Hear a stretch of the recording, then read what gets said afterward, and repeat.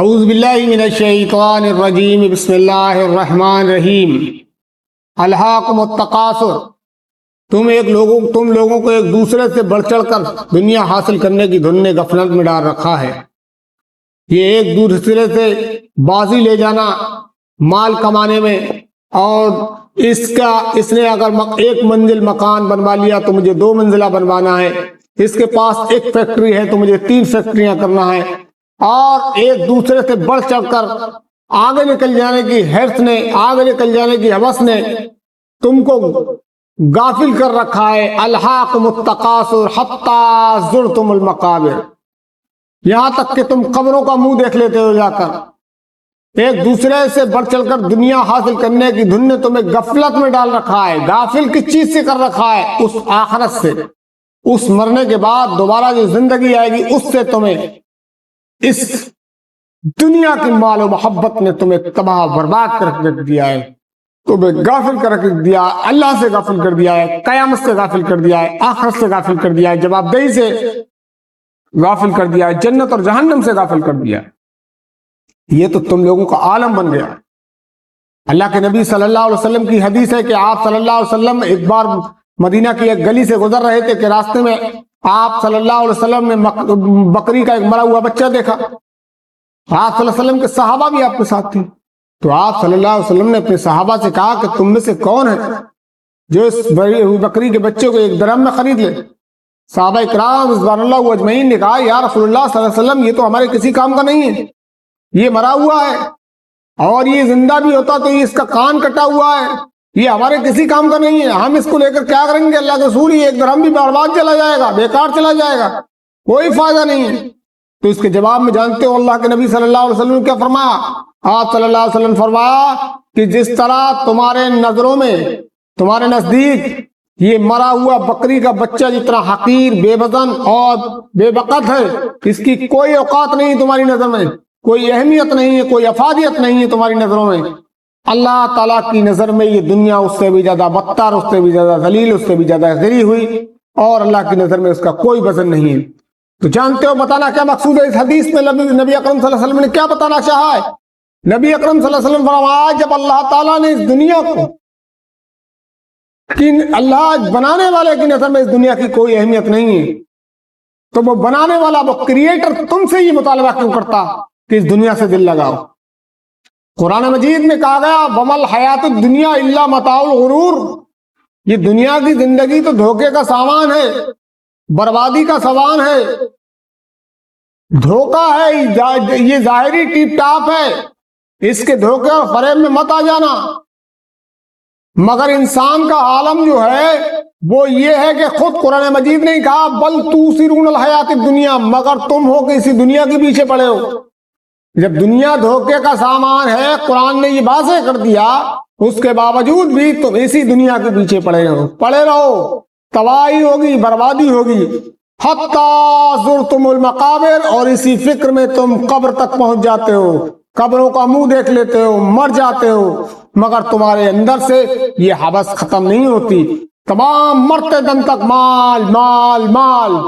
اللہ کے نبی صلی اللہ علیہ وسلم فرمایا انسان کہتا ہے میرا مال میرا مال میرا مال، حالانکہ تیرا مال تو وہ ہے جو تو نے کھا پی لیا، یا پہن کر بوشیدہ کر دیا، پرانا کر دیا، یا خرچ کر کے اللہ کی راہ میں اس کو اسٹور کر لیا، باقی تیرے وارثوں کا مال ہے۔ یعنی کہ تیرا تو بس وہی ہے جو دنیا پہ تو نے کھا پی لیا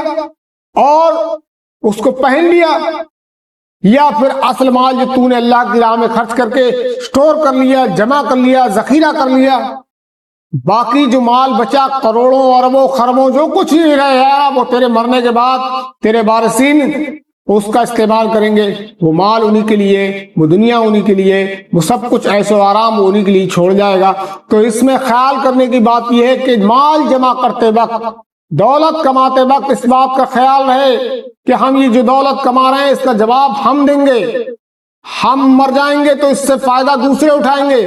لیکن اس کو ہم حلال اور حرام کی تمیز کیے بغیر اگر کمایا، ہم نے حرام کا کمایا، دھوکہ دڑی سے کمایا، کسی کو تکلیف دے کے کمایا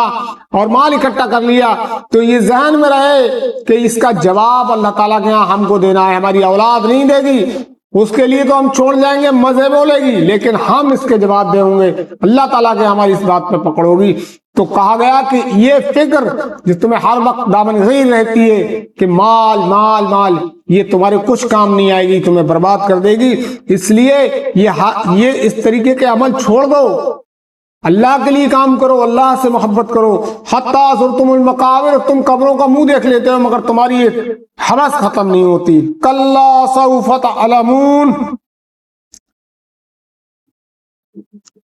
ہرگز نہیں، ان قریب تم کو معلوم ہو جائے گا۔ اب اس کے نتیجے میں تمہارے ساتھ جو معاملات ہونے والے ہیں، تمہارا جو انجام ہونے والا ہے، تمہارے ساتھ اللہ تعالیٰ کیا معاملہ کرنے والا ہے، وہ تم کو ضرور دیکھنے کو ملے گا۔ ہرگز نہیں، ان قریب تم کو معلوم ہو جائے گا، بہت جلد معلوم ہو جائے گا، بس آنکھ مچنے کی دیر ہے، موت آنے کی دیر ہے، بہت جلد معلوم ہو جائے گا۔ ثم کلا سوف تعلمون، پھر سن لو، ہرگز نہیں، ان قریب تم کو معلوم ہو جائے گا۔ یہ اتنی امپورٹنٹ بات تھی کہ اللہ تعالیٰ نے اس کو 2 بار دہرایا، کہا ضرور تم کو معلوم ہو جائے گا، اور دوبارہ سن لو، کان کھول کر سن لو۔ جب کوئی امپورٹنٹ بات ہوتی ہے تو بتانے والا کہتا ہے کہ ان کانوں کو کھول کر سنو۔ ہرگز نہیں، ان قریب تم کو معلوم ہوگا، ضرور معلوم ہوگا، اس گمان میں مت رہنا کہ ہم تم کو ایسے ہی چھوڑ دیں گے۔ کلا لو تعلمون علم الیقین، ہرگز نہیں، اگر تم کو علم کی حیثیت سے اس روش کے انجام کو جانتے ہوتے تو تمہارا یہ طرز عمل نہ ہوتا۔ اگر تمہیں اس بات کا علم ہوتا، اس بات کی جانکاری ہوتی ہے، اس بات کی نالج ہوتی کہ اس کا انجام کیا ہونے والا ہے، یہ دنیا پرستی کا انجام کیا ہونے والا ہے، تو پھر تمہاری یہ روش نہیں ہوتی، پھر تو تم اللہ کے فرما بردار ہوتے، اللہ کی بات مانتے، اللہ کا انکار کرنے والوں میں سے نہیں ہوتے، اللہ کا قرب حاصل کرنے والوں میں سے ہوتے، تمہاری یہ روش نہیں ہوتی۔ ثم لترون عین الیقین، تم دوزخ دیکھ کر رہو گے، پھر سن لو، تم بالکل یقین کے ساتھ اسے دیکھ لو گے۔ لَتُسْأَلُنَّ يَوْمَئِذٍ عَنِ النَّعِيمِ، پھر ضرور تم سے اس روز ان نعمتوں کے بارے میں جواب طلبی کی جائے گی۔ یہ ہے کانٹے کی بات، یہ ہے غور کرنے والی بات کہ جس دنیا کے لیے اور جس دنیا پر جن نعمتوں سے تو فائدہ اٹھا رہا تھا، جس کے لیے تو مرا جا رہا تھا، جس کے لیے تو نے اپنا سب کچھ تن من دھن لگا رکھا تھا، پورا اسٹرگل تیرا اسی کے لیے تھا، پورا ایفرٹ تیرا اسی کے لیے تھا، پوری محنت اور مشقت اور جدوجہد تیری اسی کے لیے تھی، تو سن اور کان کھول کر سن کہ یہ تجھے ایسے ہی نہیں دے دی گئی۔ یہ جو نعمتوں کی جو بارش تجھ پر ہوئی ہے، جس دنیا میں اتنا تو مگن تھا کہ ایک دوسرے سے بڑھ چڑھ کر بازی لینے میں پورے مقابلہ کر رہا تھا، تو یہ نعمتیں ایسے ہی تجھے نہیں دے دی گئیں، ان کی جواب طلبی بھی قیامت کے دن کی جائے گی۔ ایک ایک نعمت کے بارے میں اللہ تعالیٰ پوچھے گا۔ اللہ کے نبی صلی اللہ علیہ وسلم کے بارے میں آتا ہے کہ آپ صلی اللہ علیہ وسلم ایک بار فاقے سے تھے، اتنے میں دیکھتے ہیں کہ ایک حضرت ابو بکر رضی اللہ تعالیٰ عنہ چلے آتے ہیں، تو نبی اکرم صلی اللہ علیہ وسلم ان کے چہرے کو دیکھ کر بھاپ لیتے ہیں کہ یہ فاقے سے ہیں۔ پھر تھوڑی دیر بعد دیکھتے ہیں حضرت عمر آ جاتے ہیں، آپ صلی اللہ علیہ وسلم ان کا چہرہ دیکھ کر سمجھ جاتے ہیں کہ ہاں یہ بھی فاقے سے ہیں۔ نبی صلی اللہ علیہ وسلم اٹھتے ہیں اور ایک انصاری صحابی کے باغ میں چلے جاتے ہیں۔ شاید نبی کریم صلی اللہ علیہ وسلم اپنے لیے کبھی نہ جاتے، لیکن آپ اپنے دونوں ساتھیوں کی حالت دیکھ کر غمزدہ ہو گئے اور آپ ایک انصاری صحابی کے باغ میں چلے گئے۔ انصاری صحابی نے دیکھا کہ نبی اکرم صلی اللہ علیہ وسلم اپنے 2 ساتھیوں کے ساتھ میرے باغ میں آئے ہیں، انصاری کی تو عید ہو گئی۔ اس نے کہا نبی اکرم صلی اللہ علیہ وسلم بتاؤ میں تمہاری کیا سیوا کروں۔ وہ نبی صلی اللہ علیہ وسلم کے لیے جلدی سے بھاگ کر کچھ انگور اور کچھ کھجور کے گوشے لایا، اور اس نے کہا کہ نبی صلی اللہ علیہ وسلم اسے تناول فرمائیے اور میں ابھی آپ کے لیے ایک گوشت بنا کے لاتا ہوں۔ نبی اکرم صلی اللہ علیہ وسلم کے پاس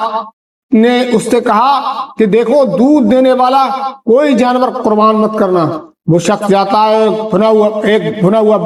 بچڑا لے کر آتا ہے، اور نبی صلی اللہ علیہ وسلم اس میں سے کچھ روٹیوں پر کچھ بوٹیاں رکھ کر ایک صحابی کو دیتے ہیں اور کہتے ہیں جاؤ حضرت عائشہ کو بھی دے آؤ، حضرت فاطمہ کو بھی دے آؤ، ان کا بھی کئی روز کا فاقہ ہے۔ یہ حضرت عائشہ یا حضرت فاطمہ تھی، مجھے مغالطہ ہے، معذرت چاہتا ہوں، لیکن کوئی ان دونوں میں سے کوئی ایک تھی تو نبی اکرم صلی اللہ علیہ وسلم نے ان کے لیے ایک روٹی پر 2 بوٹیاں رکھ کر دی اور کہا ان کو بھی کئی روز کا فاقہ ہے۔ تو یہ